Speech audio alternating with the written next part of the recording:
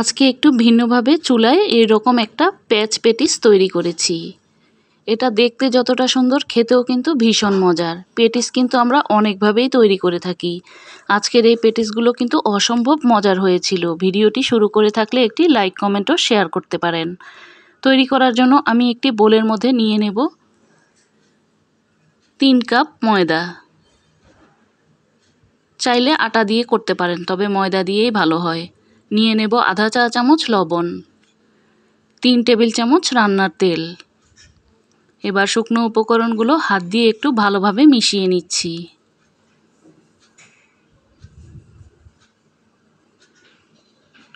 এবার অল্প অল্প পানি দিয়ে রুটি পরোটার মতো একটা ডো তৈরি করে নেব। একবারে কিন্তু পানিটা ঢেলে দিতে যাবেন না, তাহলে কিন্তু নরম হয়ে যাবে।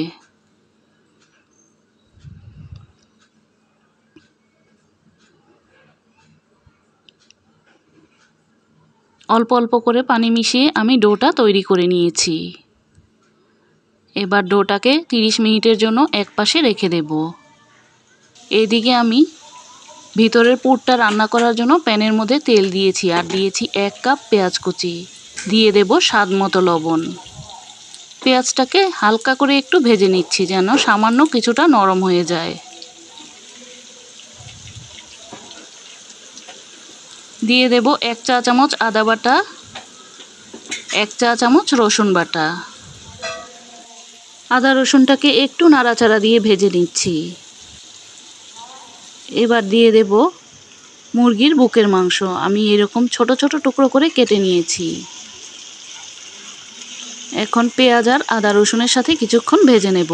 আমি এখানে 1 কাপ পরিমাণ মুরগির মাংস নিয়েছি। দিয়ে দেব আধা চা চামচ কালো গোলমরিচের গুঁড়া আর আধা চা চামচের মতো চিনি, 1 টেবিল চামচ সয়া সস, 1 টেবিল চামচ টমেটো সস। এখন নাড়াচাড়া দিয়ে খুব ভালোভাবে মিশিয়ে নিচ্ছি। যারা একটু ঝাল খেতে পছন্দ করেন তারা একটু চিলি ফ্লেক্স দিতে পারেন। এখন কিছুক্ষণ ভেজে নিলেই কিন্তু হয়ে যাবে। দিয়ে দেব 4-5টির মতো কাঁচামরিচ এইরকম কুচি করা।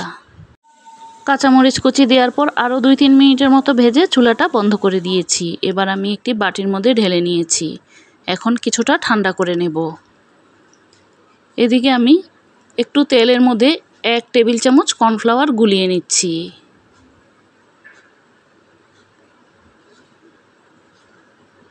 তিরিশ মিনিট পর ঢাকনাটা খুলে আটার এই ডোটাকে আমি 4টি ভাগে ভাগ করে নেব।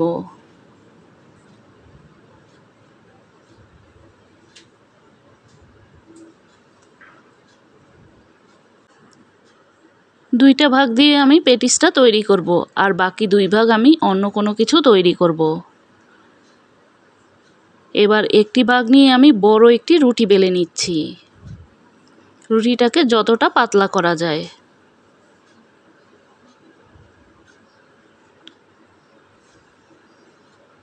বড় একটি রুটি আমি বেলে নিয়েছি। এবার তেল আর কর্নফ্লাওয়ারের এই মিশ্রণটাকে খুব সুন্দরভাবে লাগিয়ে নেব।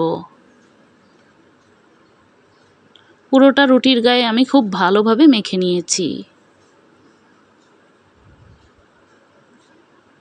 এবার চিকেনের এই পুরটাকে দিয়ে দেব। চিকেনের এই পুরটা থেকে অর্ধেকটা পরিমাণ আমি এই একটি রুটিতে দেব, আর বাকি অর্ধেকটা আরেকটি রুটির মধ্যে দেব। এবার এইরকম করে গোল করে পেঁচিয়ে নিচ্ছি। একদম সহজভাবে তৈরি করেছি। যে কেউ কিন্তু এটা সুন্দরভাবে তৈরি করে নিতে পারবেন।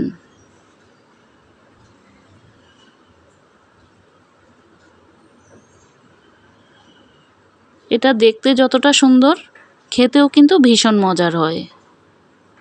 এইরকম প্যাচ দিয়ে নিলেই কিন্তু হয়ে যাবে।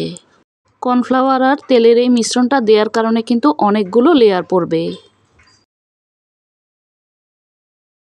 এবার একটু হাত দিয়ে চেপে চেপে দেব।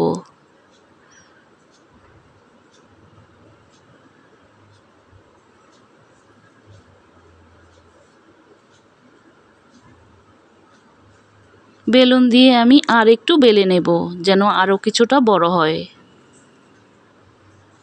আমি যেহেতু চুলায় বেক করব এজন্য স্টিলের প্লেটের মধ্যে একটু তেল ব্রাশ করে নিয়েছি। এবার এই পেঁচানো পেটিসটা বসিয়ে দিয়ে হাত দিয়ে একটু চেপে চেপে দেব। উপরে কিছুটা ডিমের কুসুম ব্রাশ করে দেব, এতে করে কিন্তু কালারটা খুবই সুন্দর আসবে। আর উপরে একটু তিল ছিটিয়ে দিচ্ছি।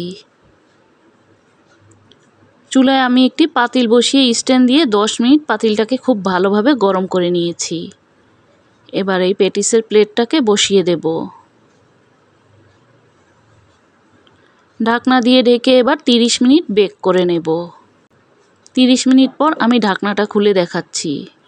কাউকে খাওয়ালে কিন্তু বিশ্বাসই করবে না আপনি এটা চুলায় তৈরি করেছেন। দেখতে মনে হচ্ছে একদম ওভেনেই কিন্তু তৈরি করা। আমি এখন কেটে দেখাচ্ছি। ভিতরটা একদম মাংসের পুরে ভরপুর। আজকের মতো এখানেই বিদায় নিচ্ছি। আবারও দেখা হবে নতুন কোনো রেসিপি নিয়ে।